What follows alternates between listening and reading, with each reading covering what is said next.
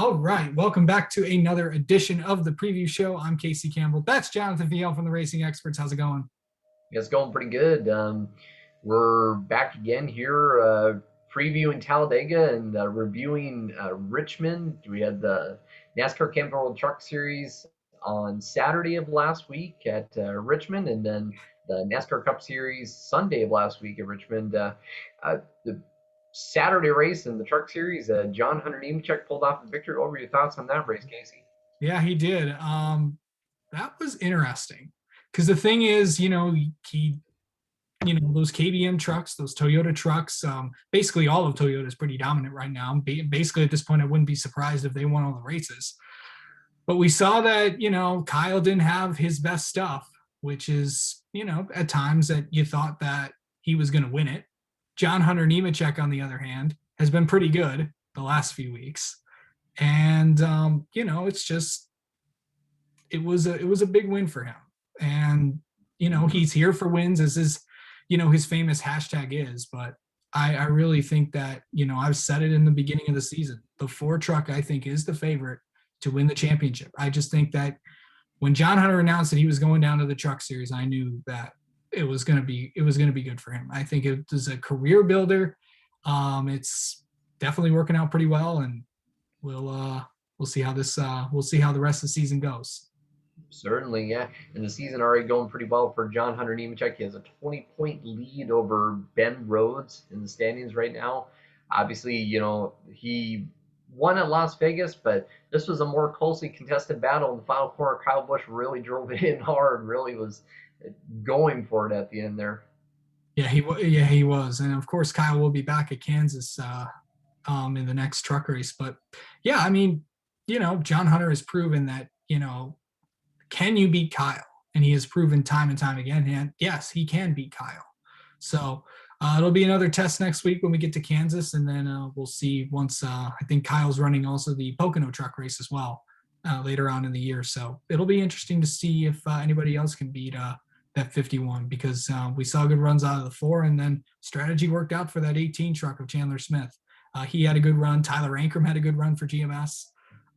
We'll just have to see how this all goes. But right now, it's Toyota domination in the NASCAR Camping World Truck Series. Certainly. And one driver who really needed to go and run was Tyler Ankrum, running 20th in the points right now, first top 5 of the year. Not had a great season. Who has had a great season, however, is Grant Enfinger. Of course, he ineligible for the title, running part-time. But I tell you what, 8th place finish, 71 laps led, good run for Grant. I'll say this, and again, Grant Enfinger got screwed this year. I think, when it was announced that he was running, part-time schedule, I go, yeah, because of, lack of sponsorship. And, in this day and age with everything, especially with the pandemic, it's tough to get these days, I think Grant's going to use every opportunity he can to win races, and we'll just have to see what happens with him at the end of the year. Christian Eckes will be in the 98 truck when we go to Kansas, so it'll be interesting to see Grant run later on in the year. Mm-hmm. It certainly will. And of course, coming up, the following day was the Cup Series, the Sunday race. Joey Logano and Denny Hamlin looked to have the field in tow. Then Kevin Harvick had an issue and changed the whole complexion of the race. Alex Bowman, the winner. What were your thoughts on that? Alex Bowman was up there running well in the field. He was back there. Obviously, the 22 and the 11 were the dominant cars of the day. That race, it was a pretty good race, not a great one, but not a lot of cautions at Richmond and stuff, but so a lot of long green flag runs. But when the late caution came out, the 48 team stepped up, and Alex Bowman's in a contract year. And it's become apparent that the 48 team's going to be a team to watch. Of course, the first time the 48 has gone to victory lane since Jimmy did it at Dover back in 2017. And awkwardly enough, it's on the same day as Jimmy makes his IndyCar debut at Barber. So, 48 Hendrick Motorsports is a team to watch. It's surprising that Chase Elliott's not won yet. Maybe he's in that championship hangover. Who knows? But I do think Hendrick Motorsports, I do think Chase is going to get a win towards the end of the year. But, Alex Bowman, he's the real deal, and he's one to watch. And I think he's, obviously, and it's also Ally's first win. Of course, Ally didn't get a win with Jimmy, but they got a win with Alex. And, they're talking with Ally over the years. They are really excited to have Alex Bowman as their driver. Certainly. First ever win for Alex Bowman on a track shorter than a mile in the top three series. First win for the 48 team in Hendrick Motorsports at Richmond since 2008 as well. So really big win for the team. All right, now let's shift gears to the Xfinity Series because, of course, last week they were off. This week, they head to Talladega. So what can we expect? But besides, well, first thing I want to say, colleague racing. That's going to be one thing I bet we can probably expect. Expect the unexpected, my friend. So I don't know if you've been watching my podcast or listening to my podcast, which you all should go listen to. But I kind of highlighted some of the guys that we may not get to know. Guys like Josh Williams, guys like Landon Castle. Those guys. Here's the thing. If you take a look at the lineup for the Xfinity race, you have all the three BJ McLeod cars are right around each other in the back. The JD cars are also right around each other in the back as well. Teammates are huge here. And, the JD Motorsports teammates, they're basically, they're all four of them are, have a pretty great relationship. I've talked to most of them throughout the year. And, it's just fun to watch them, get four drivers that had ups and downs in their careers running there. And I know that JD wants to have a really good show after obviously having all four cars not finish the race at Martinsville. But, it's just a lot of smaller teams that I think could really do it. But, when we look at Xfinity Series at Talladega, Justin Haley has been pretty dominant over the years. And, it's those colleague cars that you got to watch out for. You also got to watch out for Junior Motorsports as well. But the one thing is at Talladega, you don't know what's going to happen. And that's what everybody loves about it. You don't know when the big wreck is going to happen. You don't know when this is going to happen, that's going to happen. Strategy up there. A lot are going to be running up towards the top single file. I think we're going to see that a lot in the Xfinity race. We typically do. We won't see it as much in the Cup race. Well, you never know. But I do think that, it's going to be maybe around 10 laps to go time. That's where you're really going to see it. Or we could see somebody mess up on pit stops and we could see a mess happen, but you never know. It's Talladega. It's kind of expect the unexpected. It's kind of like roulette. You never know when your number is going to come up. We could see somebody unexpected go to victory lane, and that's what we absolutely love about Talladega. Yes, we do. And you mentioned Justin Haley. He's won 2 of the last 3 races at Talladega. Has 3 top 10 finishes. Surprise! And this is where the last lap is the one that counts. Even though he's won 2 of the last 3 Talladega races, he's only led 18 laps in the last 3 races. So actually, how many laps left? The last 2 Talladega races, I should say. But here's the thing with that. I got a chance to talk to Justin this week. I know, the colleague guys are going to change some things up because I think everybody kind of knows what their plan is. But those guys over there. I mean, Justin, Jeb, and AJ have. Haven't had a chance to talk the last time when I talked with him, but they're gonna change things up. They're gonna work things out because you got to be different. You can't do the same thing every time, or people are gonna know what your plan is. I mean, if it's work, I mean, look at DEI. Look at what they've done over the years. I mean, they did the same thing every time, and it mostly worked in the early 2000s. But in this day and age, you have obviously teammates are going to be working together, manufacturers are going to be working together. So you're going to have the Toyotas, you're going to have the Chevys, and you're going to have the Fords really all working together. But the thing is, it's going to be what's going to happen during that middle part of the race. That's what I'm really looking at. There's not many Fords in the field. So who are they going to work with? There's a ton of Chevys in the field though. They're going to be working a lot there. Not a lot of Toyotas as well, but I know the Joe Gibbs Toyotas are going to be hooked up together. They have, one of the Sam Hunt cars as well. And I think Jesse Little is in a Toyota this week. So you're going to see a lot of manufacturers work together. but you're also going to see, everyone's going to be going for it once this race gets down to the end. Certainly. And transitioning to the other race of the weekend, of course, is the Geico 500 for the NASCAR Cup Series. What can we expect with that race? I Hey, mean, bud. Hey, bud. besides the unexpected. Just so you know, there's an Arca race that week as well. This week. Oh yeah, of Yeah. course, yeah. You can touch on that, but let's touch on the Cup Series first. Let's touch on that a little bit All right. here.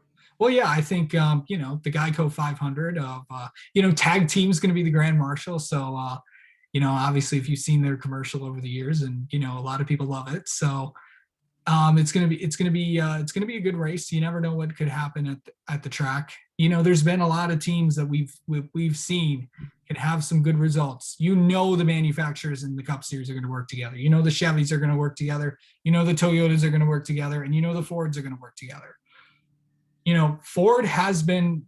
Ford's been pretty dominant, at Talladega for the past few years. I know Denny Hamlin won in October, but lately enough, that has been Ford's track to really get it done. The Penske cars, they absolutely know what they're doing. You got, of course, with Brad, with Joey, with Ryan. The interesting thing is we're coming off the Daytona 500, and I think we all know what happened at the end of that race. So I'm sure, I don't know if you've been on the Zoom calls, the Penske guys have talked about what they can do. I know all of them have had a conversation with the captain. It's going to be, obviously they're going to have a different strategy, and obviously it's not going to, they're going to try to avoid what happened at the Daytona 500. But I just think that the Fords are going to really work together. And I think it's going to be the Blue Oval that gets it done, because they know exactly what they're doing at that racetrack. And not saying that Chevy does and Toyota does, because they know too. I mean, one year they had to team up with each other to get what they wanted, because the Fords were just so dominant. So I think you got to watch out for the Blue Oval once you get in the Cup race. I think another one, you got to talk about Michael McDowell, because he's really good at these racetracks, and he also won the Daytona 500. But he is really good at not plate racing, super speedway racing. Speedway racing. It's everyone's been saying it, but I do think the Fords are going to be the cars to beat. Fords are going to be the cars to beat. All right. Well, one name I want to throw out there is Ricky Stenhouse Jr. He obviously in a Chevrolet, he's won before at Talladega. Interesting to note, he has 15 starts at Talladega. He has the same average finish as Davey Allison, who also made 15 starts at Talladega. 12.7 average finish. Ricky Stenhouse Jr. is a great plate racer. I want to throw him out as a name that fans should watch out for too for Sunday. Yeah, JTG has been one of the storylines this year. JTG has been pretty consistent. Last year was a terrible year for them. I mean, crashing out of races and having mechanical failures. I think Ryan Preece had 3 or 4 races in a row where he finished last. It was just not a good year for that team. But we've seen Ricky run well. We've seen Ryan run well. I think he's finished the worst finish that Ricky Stenhouse Jr. has had is 18th. So obviously something is working over at JTG Doherty Racing. I think he's really good at those racetracks and stuff. And I think the 47 is going to be tough to beat. And those Chevys are going to get they're going to get hooked up together. So if Mark Rushbrook at Ford and Jim Campbell at Chevrolet and David Wilson at Toyota, I'm sure they've talked about manufacturers working together. I think I think Ricky Stenhouse is going to find his way up in the front of the field. That 47 is going to be guys are going to work with, but obviously we know his history at those races. Definitely seems like this season we have a more consistent. Ricky Stenhouse Jr. always been an aggressive driver. Seems like he's more consistent this season, a little more laid back, kind of sure of things. It's interesting to see. All right, now let's shift gears to another race we have coming up during the weekend is the Arca Race, and you can talk a lot about that. Yeah, so the Arca Menard Series is back for the first time in 6 weeks. I got a chance to talk to Charlie Crow, who's the PR director at Arca, and he told me the reason why they did the schedule like this, they wanted to have more fans at the racetrack as well. Same reason why IndyCar did their schedule like they did. But it's definitely going to be an interesting one. At Talladega. You got to look at Ty Gibbs, you got to look at Corey Haim, but there's a lot of other contenders in that race. Thad Moffitt, who's the grandson of Richard Petty. Of course, he'll be driving for David Gillen Racing in that 46. You look at Gracie Trotter driving the 25. Drew Dollar, who won last year's ARCA race at Talladega, he'll be in the 15. You got Jack Wood at GMS, and you got some other guys in there. You got Derek Lancaster, you got Andy Jankowiak, a lot of guys who could really contend and win this race, but because you never know, it's Talladega. But it should be a fun one. It's going to come before the Xfinity race unless Mother Nature decides to ruin plans, which the forecast is not looking too good for tomorrow. But who knows? It's going to be unpredictable. It's Talladega, but who knows? I think obviously Ty and Corey are going to be the class of the field. I think it's going to be one of those two that win it. Yeah, and of course Drew Dollar is the defending champion of the race, or like the previous champion of the race. So we'll look. Oh yeah, I forgot about Brett what Holmes. happens. Yeah. What happens is I don't know. I think the guys are going to be. I mean, whoever's in the front of the field at the time, what we saw at Daytona, with the package that they have, who's ever in the front of the field is going to probably end up winning the race at the end of the day. It's just if you play your cards right and see what happens and try to avoid any issues, and that's how you get it done. Exactly. All right, now it is our turn to do some fantasy picks. So, we're talking about it, so let's go with ARCA. Who do you got for the ARCA race this weekend? I don't know. I picked Corey. Oh, never mind. I picked Corey Haim. Pick Corey Haim. You take Corey Haim. I'll take Ty Gibbs. Yeah, that's a pretty good bet. We'll just have to see how this is Ty's first time to Talladega. So he finished fourth at Daytona, but we'll just have to see how this all plays out. He's pretty good with first times. I mean, Daytona Road Course won his first ever race there at the Xfinity Series, which is also going to be racing at Talladega. Who do you got for a pick for that race? Okay, so I remember who I picked, but it's going to be definitely going to be an interesting time. I gotta go with those colleague cars. Justin Haley is going to get it done. He's won the last two Talladega races in the Xfinity Series. He's pretty good when it comes to the super speedways, and I'll also be in the Cup Series for Spire on Sunday. So I got the 11 car getting it done. 11 car getting it done. Well, I think I'm going to go with Noah Gragson. Aggressive driver, of course. JRM is good at Talladega. I think Noah Gragson's going to break through and get the win. All right, so the Cup Series now. You got to go 500. Who you got picked to win? Anything can happen at Talladega, as I've said. But I've got somebody that's probably was very close to winning his first ever race. We're going to see a first-time winner at Talladega on Sunday. I'm taking Matt DiBenedetto this weekend. Ooh. So, that would be a very. If anyone's going to victory lane, Wood Brothers is getting their 100th win this weekend. There you go. That would be a very popular win among the fans. Yeah. Another popular win, I think, would be Bubba Wallace, and I think I'm going to pick Bubba Wallace to win. Woohoo! Bubba Wallace at the Daytona 500 in the duels, he had a lot of speed, a lot of showed a lot of tenacity in the race. I think if the Toyotas can get grouped together, I think they have a good shot. And they showed strength at Daytona, so I'm gonna pick Bubba Wallace to win. No, it's gonna definitely. It's gonna be interesting to see if he wins. It's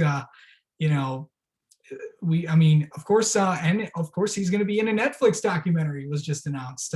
So what a win that would be if he was able to get it done. But anyway, yes, and yeah, when that comes out, definitely if you have Netflix, make sure you tune into that. You like that, you give it the thumbs up. Even the crew, I haven't watched that yet. I've heard it's a good show. Like some people have said, it's a pretty good show. Give it a thumbs up, because that means there's more NASCAR content that will come in the future for Netflix. So, Casey, you want to do the honors and lead us on out?